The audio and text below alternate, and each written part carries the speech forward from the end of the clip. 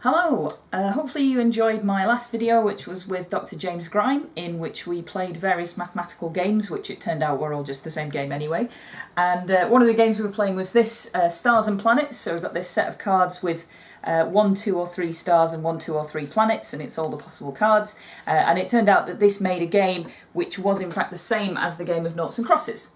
And in the description of the video, because of course in the video we use various different sets of cards, and I had some more mathematical ones like these pies and taus. I had, for hilarious irony's sake, Noughts and Crosses, since the game we were playing was Noughts and Crosses anyway, and this highly sought after celebrity number file special edition, Matt's and Brady's. And I did say in the description of the video that, you know, since I've got these cards, I don't really need them for anything else, that I was going to be doing a little giveaway. So I asked people in a tweet on my Twitter feed to see if they could come up with their own version of this game. You obviously need 2 things that you can put on the cards which will be somehow mathematically interesting, and a few different people came back with some responses. So I thought I would share with you some of the answers that I had and let you know which one of those I thought was the best, and therefore who is going to get sent a nice set of cards in the post. So first of all, we were sent a few different suggestions. So Chaitanya on Twitter said, what about integrals and differentials, which is a nice mathematical thing, and you could have the sort of single integral, double integral, triple integral, and so on. Someone else, Zainab, suggested 220s and 284s, which is a really nice pair of numbers to suggest. 220 and 284 are a pair of numbers which are amicable numbers.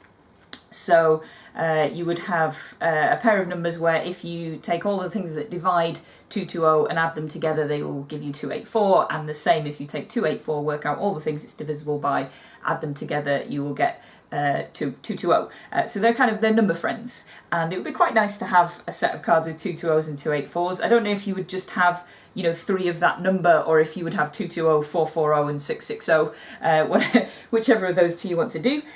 We had another suggestion which was this, so I'll bring these cards over here. So this was sent in by Ragnhild Hjernes, Nilly on Twitter, who suggested that I could use these cards from the game Set. And if you're familiar with the game Set, you'll know that in this game there are various things that categorise as a set of 3. So in this case, we've got a set in every row, we've got a set in every column, and we've got a set in both diagonals as well, which is fantastic. Unfortunately, this has got extra layers to it, because there are other things in here that are also sets of 3. So in our Stars and Planets game, we very carefully designed the rules so that the only things that were sets of 3 were diagonal lines in Noughts and Crosses.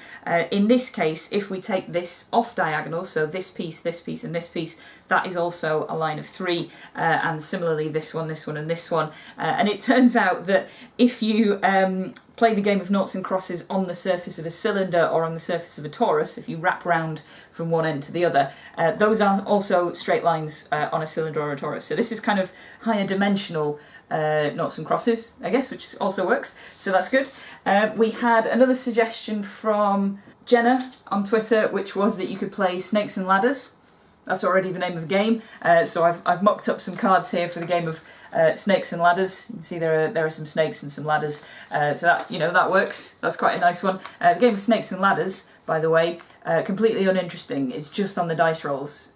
You could just get a computer to play the game for you. In fact, I already do. I play about 1,000 games a week with 3 of my friends. We get a computer to simulate what's happening, and it just emails us at the end of each week to say who's in the lead. I'm currently winning. So that's another one.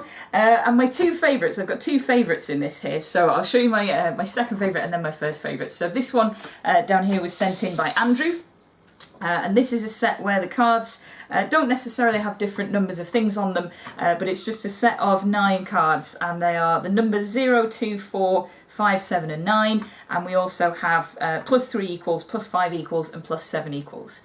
And if you arrange them in this square, you can see that each row, column and diagonal, with the exception of this diagonal, but I'll come back to that in a second, each row, column and diagonal can be arranged into a valid sum. So 2 plus 7 equals 9, that works. And if you have the cards arranged in this way, then anything that's a valid sum, and you also have to include the set that's just the 3 operator cards, will give you a line of 3. So if you play the game where you have to take it in turns to pick up cards and try and get yourself a valid sum, or the 3 operator cards, then that is again equivalent to Noughts and Crosses. So that's quite nice. Good work, Andrew.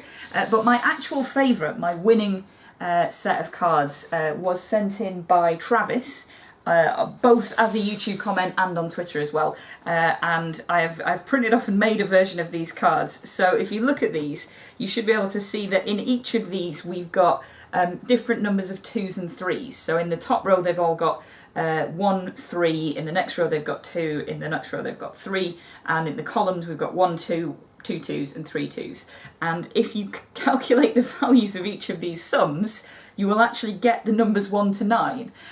In fact, so if you kind of flip all of these over, you can see that these are the numbers 1 to 9, and not only do we have the number of 2s increasing, the number of 3s increasing in the two different directions, these are also arranged in a magic square.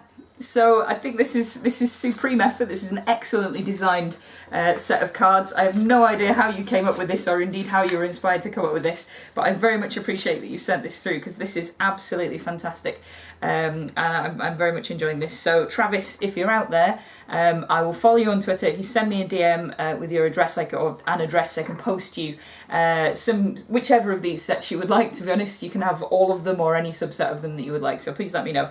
But thank you very much to everyone who joined in and had a go. If you do want to come up with your own versions of this, I'm very happy to be sent messages with them, or make a video, let us know what you've come up with.